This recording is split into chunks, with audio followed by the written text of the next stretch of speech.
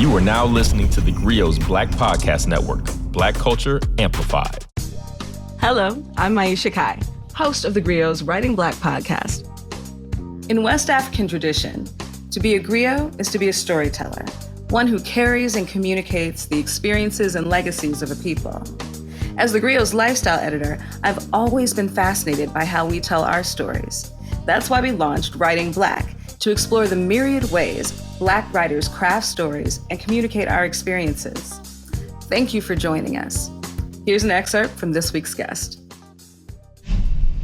The first mistake you made was in trying to reason with it. Do you hear us? You attempted to understand the source, hear the beat, find the rhythm for something that sprang from chaos.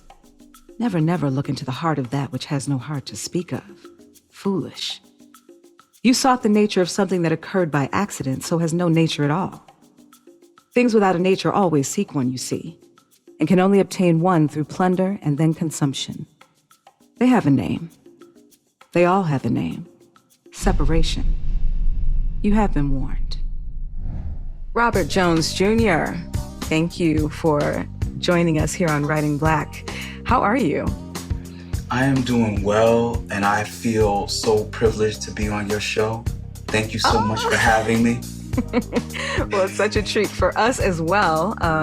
This is a new podcast for theGrio, where we're really talking to writers about the craft of writing, about what inspires them, and especially what it means to be writing while Black. So, I couldn't think of anybody better to kind of, dig into this with than you, actually. Your book, The Prophets, was an instant bestseller when it came out last year, and now it's out in paperback, so people can enjoy it. They can take it to the beach this summer.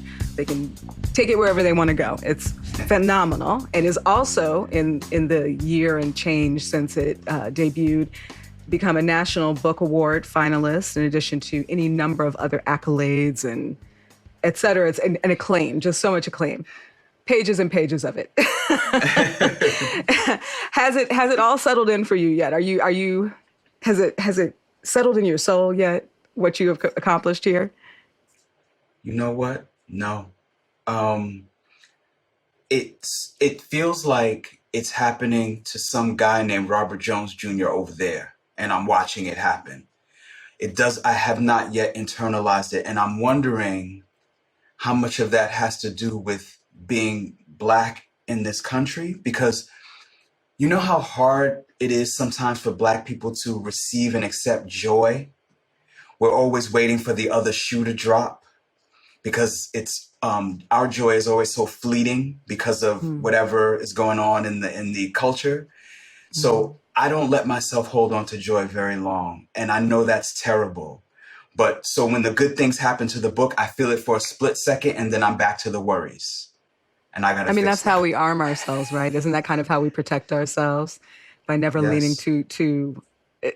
never leaning too much into the triumphs, unless they go away quickly. And I think, oddly, well, not so oddly, since you wrote it, this is also the dichotomy that you are exploring in The Prophets, this idea of this incredible, intense love, love for community, love for another human being, even love of self, and trying to figure out if that can exist in a place that is determined to make you nothing, right?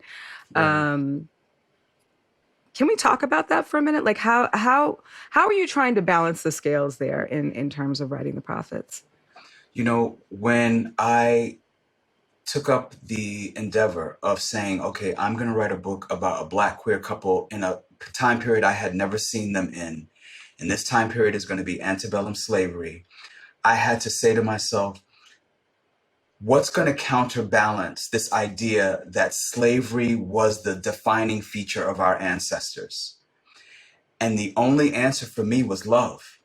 That is where I found that I could give these enslaved characters dimension, humanity, life that was defined separate from the degradation. I didn't want to shy away from the fact that this was a very dehumanizing period, and that slavery is a horrific enterprise. But I also didn't want that to be the trait that I attached to these characters. I wanted to find the human in them, because in so many stories you find that slavery is the thing that makes the enslaved, that animates the enslaved. I wanted them to be animated by other things like laughter and getting their hair braided by their best friend and love. Mm-hmm. Well, I mean, listen, the book is arresting. It deserves every accolade it's gotten. Even returning to it a year after the fact, I was like, you're finding new things. And that's always a joy when you're reading a book, to like find new things and be like, oh, I hadn't really thought of it like that. You named this book The Prophets, and you've given, I think, every single character, if not most of them, a biblical name. Yes. And I really want to talk about that because, we have the Bible as scripture, we have the Bible as text, right? Right. Depending on who you are and what you believe, or maybe you believe both, right? So what was the impetus for you to kind of ride that theme through this novel? Well, I knew that if I was going to tackle Black queerness during the antebellum slavery period, that I was going to have to address the elephant in the room, which is, how did we as enslaved Africans removed from our home and put into this new place to work as beasts, learn to look at queerness or transgenderness or what have you as something ugly and sinful? And all of the research pointed to a before time in Africa, or a pre-colonial time in Africa, in which that was not the case, where queerness and transgenderness, or the things that we call queerness and transgenderness now, had a place in those pre-colonial societies, and not like a separate place, but a place in the community. It was not considered something wrong or sinful or bad. It was just considered a normal part of the human experience, until European colonization and Christian missionary work. Mm-hmm. So I had to pointedly say Christianity is the start of homophobia or transphobia. And I had to show the ways in which these Europeans used Christianity to divorce us from our histories and our traditions and our culture and our understandings and our languages and our names. Mm-hmm. And one of the first acts that an enslaver would do is snatch away your given name at birth and give you a Christian name, to exert a kind of power over you, to say whatever you were before ends now, and your dehumanization begins with this name. And so that is why I had to look at Christianity from a critical point of view. Yeah. And I think we should. I mean, I think we should look at everything with a critical point of view. You even named, your white characters biblical names. I was like, oh, this is interesting. And they are fascinating characters. They really are. And they are, I mean, it is such a gift and a talent when we talk about the craft of writing. I think one of the hardest things is character development. Right. At least in my experience, Yes, yes. It's developing these characters. It's one thing to tell your own story, right? But you here are telling myriad stories. You have this cast of characters, and people are getting their own chapters, and, we're getting these condensed histories, but these really poignant tellings. I have a feeling I know the reason why, but I want to know the how of it all. I actually started writing The Prophets, or what became The Prophets, from the point of view of one character. It was going to be Isaiah's story. At the time, he was named Hannibal, and the novel was entitled Sing Hannibal, Bear Witness. And it was going to be basically Isaiah relaying his story to a historian who was writing it down for posterity. But then I quickly realized the limitations of Isaiah's point of view. I needed to say and do things that would have been outside of Isaiah's purview. So I said, okay, well, what I'll do is instead I'll have a conversation going back and forth across distance and maybe across time between Isaiah and his lover, Samuel.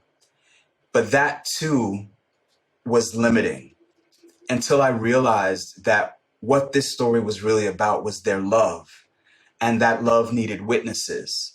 And so I would need a cast of characters to tell me their points of view about what they thought Samuel and Isaiah were, what they were doing, how they felt about the love between them, whether that was, whether they were inspired by it or disgusted by it. I wanted a full view.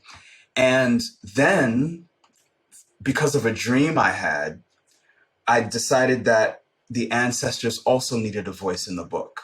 And I said, they will act as the guide for the reader to pull them through this story and then eventually pull them through time so that we could link certain pathologies back to their source. And that is sort of how it came together. And that it didn't just come in like a couple of months or a couple of years.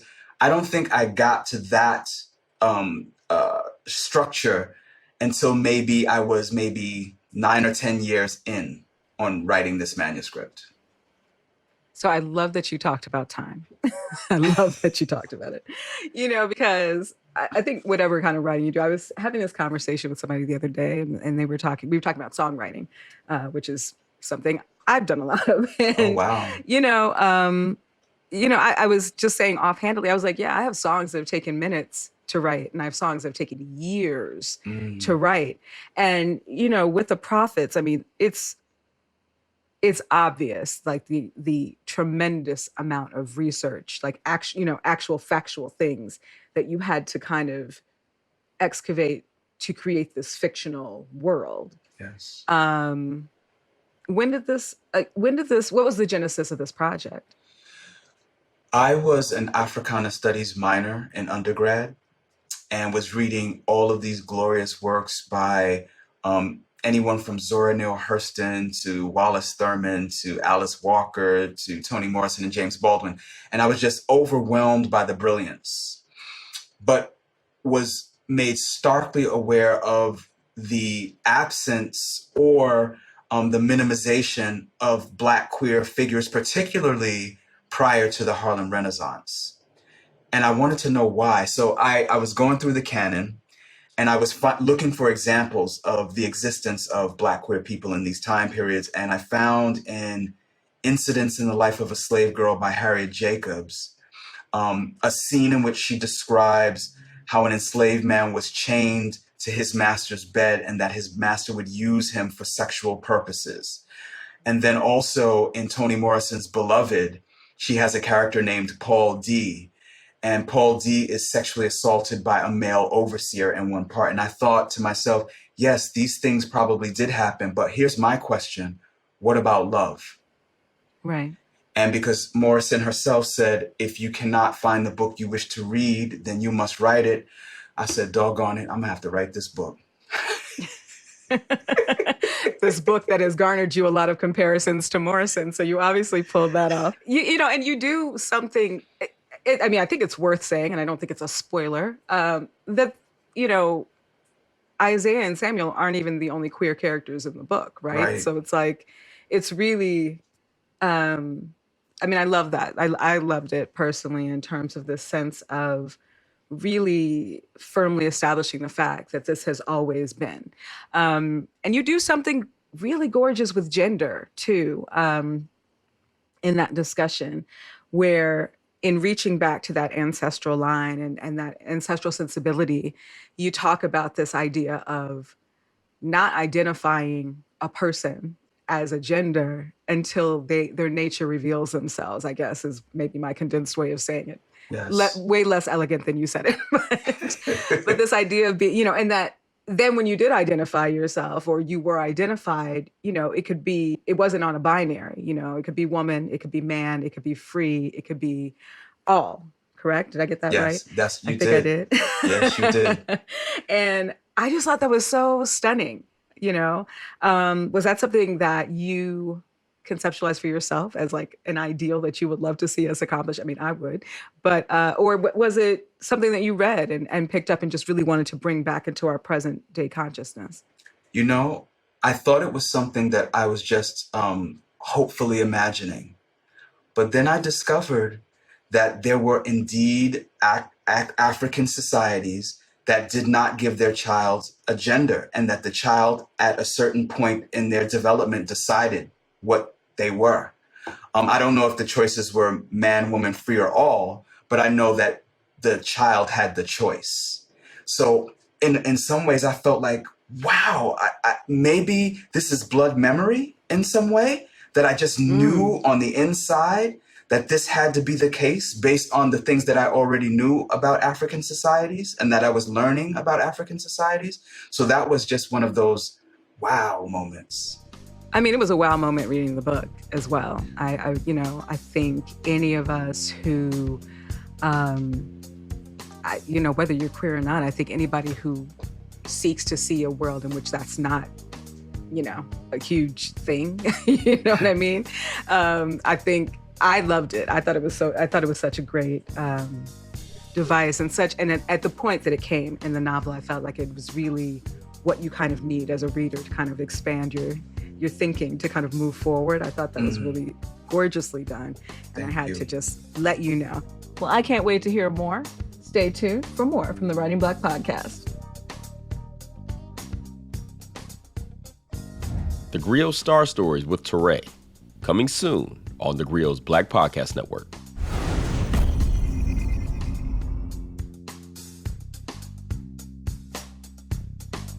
Welcome back to the Writing Black podcast. So you were writing this book for over a decade. In that same time, you had a very popular online presence as Son of Baldwin. You are wearing a Baldwin t-shirt as we speak. So, and I know that's how I came to first know you. In fact, I'm going to be perfectly honest. When The Prophets came out and I realized like it was you, I was like, oh, okay. And a lot of people have leveraged. I mean, obviously there's a lot of people who have leveraged, their social media identities into bigger things, like have garnered book deals from their social media presence. Is that what happened with you, or were these two separate things? They were two separate things as far as how I got my book deal, which really didn't matter to my agent or really my publisher. And they thought maybe afterwards that I would have this large platform and I can then promote the book to this large platform. But what the industry is discovering is that large platforms on social media don't translate to book sales because your audience is used to free content. And then if you are trying to now pitch them something to buy, they're kind of skeptical and they're like, oh, I don't want to do this. So they're not seeing the correlation that they thought they would see. So really it's separate. And I like that it's separate because the stuff that I do on Son of Baldwin, while it does inform and help develop my craft as a writer, is different. And it requires a different part of my brain than when I'm Robert Jones Jr., the author, writing these fictional stories and trying to imagine these lives and make them feel as authentic as possible. I mean, yeah. Because social media isn't authentic. That's the weirdest part, right? That's the irony of social media. It's kind of like, it's another performance platform, we are performing our emotions. We are performing our lives for, the enjoyment or scrutiny or empathy or whatever it is we're trying to achieve of others. Yes. And you, on Freedom Day, otherwise known as Juneteenth, you kind of made a bid for, I took it as a bid for your own freedom, and you made the announcement that the beloved Son of Baldwin would be no more. And, there is an essay online, people can read it, but I would love to hear from you personally. why you felt that it run its course, like why you felt that now was the time to kind of exit that arena that really had brought you this tremendous platform and tons of friends and associates and so on and Yes. so on, kind of hanging on your every word. Why was it time to let that go? And you're right. In a lot of ways, Son of Baldwin was a blessing because if not for Son of Baldwin, Kiese Layman would have never heard of me. And if Kiese Layman would have never heard of me, he would have never introduced me to his literary agent, and I probably never would have been published. Kiese Layman is the first person to give me my first publishing job. I published an essay on Gawker through Kiese. So in many ways, it was a blessing, not just personally, but just being able to have the kinds of discussions I was having. But what I discovered lately is that I was recently diagnosed with multiple sclerosis, and I was noticing a correlation between my flare-ups of the illness and my engagement on social media, particularly if the engagement had a negative tone. So I said, okay, I got to really pay attention to my health if I want to be around. And second, I began to notice the ways in which social media has been co-opted by the 1%, by the right, conservatives, GOP, to be used in ways that are oppressive and dangerous. Mm-hmm. And I started to realize this is not the transformative space, or at least it's not transformative in the way that I had hoped, like I thought it was going to be in the beginning, when we were seeing, this galvanization of these forces of people who were trying to do away with oppression and make the world a legitimately better and freer and more equitable place. Mm-hmm. Now we have the Elon Musks and the Mark Zuckerbergs, these billionaires set to be trillionaires, on the ways they've coded these systems to focus on the negative and focus on the divisive and profit from it. I mean, I think we can all agree Trump would not have become president without social media, right? Come on, I mean, somebody. you got The Apprentice. I mean, The Apprentice is one thing, but social media was a social media driven campaign. Oh, yes, it was. So are you doing away with all social media? Are you just saying like, I'm on a social media free diet, or are you doing away with this particular platform, which attracts so many people, both positive and seriously negative?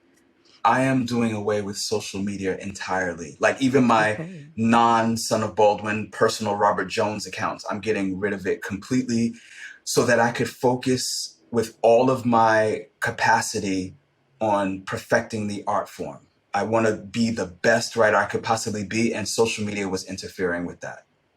Well, listen, I totally support your bid to be an analog boy in a digital world.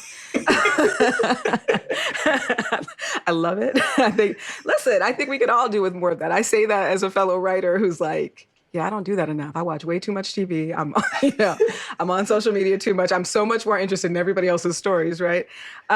So what are you working on? I am working on the second novel.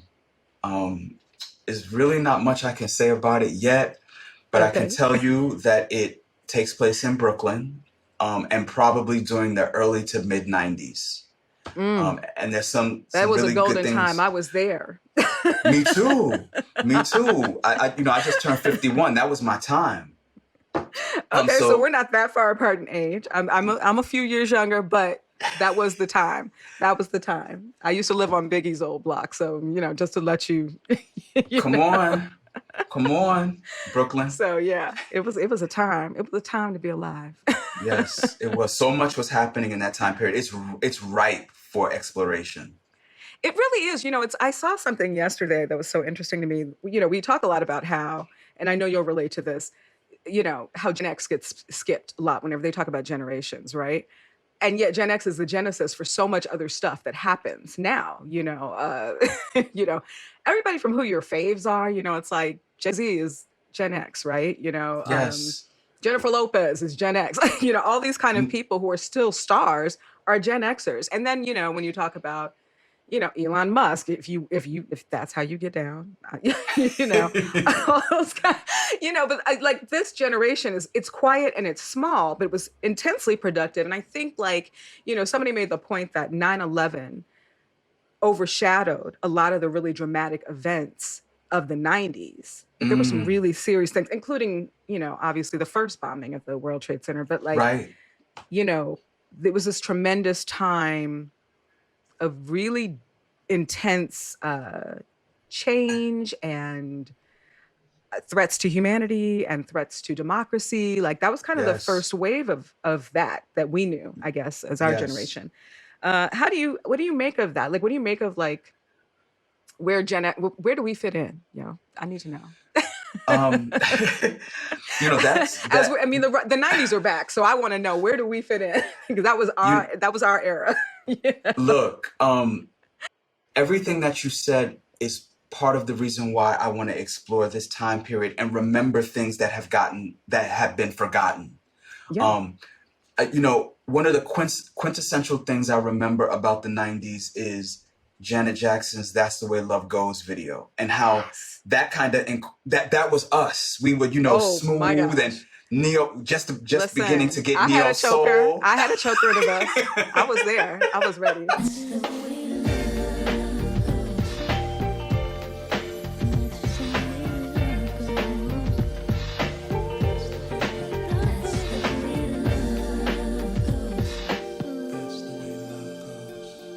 Go back to that video, because one of her backup dancers is Jennifer It's Lopez. J-Lo. I know. Come on, that video says so much about who we were, and then we gave birth to D'Angelo and Erykah Badu, Jill Scott. The Roots. The Gen Roots. X, Come on, and all of that gets forgotten because, like you said, it's overshadowed by the other things that were happening during that time period. Particularly later, we get to 9/11, Aaliyah's death, Left Eye's death. All of those things make you forget that Gen X, we kept it popping. And we're still holding it down. We really are still holding it down quietly. Holding it down. Yes. Yes. I love that. I love that so much. I actually can't wait to hear how you plumb into that era. Because when I look at what you did with the Prophets, and how much love and research you put, you really feel the love that you have for us as a people. Even, what all of us know to be the ugliest chapter of our existence here in America, as horrible as things are now, obviously it doesn't even touch it. Right. Right. So, I feel that love from you. I can't wait to see what comes next. Any takeaways we should take? The Prophet's out now in paperback rather. Yeah. And as more people are picking up, I hope, and handing it out, what do you hope people are taking from this incredible first novel of yours? Oh my! I hope that, like you alluded to, that the people who read this feel the intense love that I have, in particular, for Black communities, Black people all over the diaspora, and maybe and hope that someone internalizes that love and passes it on. That is my greatest hope. All right, I love that. And you mentioned Kiese Layman, and I gotta say, for those people who are not familiar with Kiese, like he, first of all, is incredible writer, but also is kind of like this, has become something of a godfather, I would say, as young as he is. He's the best kind of writer, which is a writer who loves other writers, Yes. He's not territorial. He's not, he loves other writers and he loves Black people. But in addition to him, are there any other authors you would recommend? Oh, yes. There's so many. The Secret Lives of Church Ladies by Disha Philyaw. Yes. My goodness. My goodness. Shouting in the Fire, An American Epistle by Dante Stewart. The Final Revival of Opal and Nev by Donnie Walton. That's right. My goodness. That was my favorite book of 2021. It's definitely one of my favorites. I adored it. And then, of course, Kiese Layman's Long Division. Like, his work is fantastic. Oh, and one more, Patriarchal Blues by Frederick Joseph. That's a good list. I love it. And Thank I adore you. you. And I will not be seeing you in the social media street. So I'm going to make sure to get your email so I can harass you in other ways. Yes, I will gladly give you my information. But thank you so much for joining us on Writing Black and helping to kick this podcast off right. You are one of many incredible voices that we'll be featuring here. And I am just so thrilled that you came and blessed us with your presence. Is just, you're so lovely to be around. Thank you, Robert. Thank you, Maisha. It's such a pleasure. I'm so glad you have this show. Thank you so much for doing this work. Thank you. So here we are at the part of the episode that I tend to favor, which is my favorites. You know, we were talking this week with Robert Jones Jr., who is one of my favorite writers right now. I just think, and it has been for a while, Son of Baldwin. If you haven't checked it out, check out the archives. He did some of the most provocative, incisive discussions of the last few years. And whether or not you always agree isn't really the point. The point is that somebody was willing to have those discussions in a way that was not intended to do anything other than make us think. And unfortunately, there's a rarity of that these days. You know, The Prophets is a remarkable, remarkable novel for many reasons, groundbreaking. But I do not want to leave out another novel that is also another historical fiction novel that came out last year called The Sweetness of Water. This is part of Oprah's book club, just like Robert's, 2021. And this is by Nathan Harris, who another incredible writer. This is another book that touches on a theme that we're not always so familiar with, which is the era of Reconstruction in the United States. Like, we talk a lot about the period of enslavement. We talk about the Civil Rights Movement. You know, we even talk about Black arts, you know, Black Panthers. But the era of Reconstruction is one that I think is largely untouched and misunderstood. Maybe I'm wrong there. But Nathan does something really gorgeous here. His use of language is gorgeous. Hopefully we'll have him on the podcast to discuss. But The Sweetness of Water is a really, I think, pertinent discussion about how you had newly freed people navigating a still white dominated world. And I loved it. I hope you'll love it. And check it out. Thank you so much for joining us for another episode of Writing Black. As always, you can find us on the LGBTQ app or wherever you find your podcasts.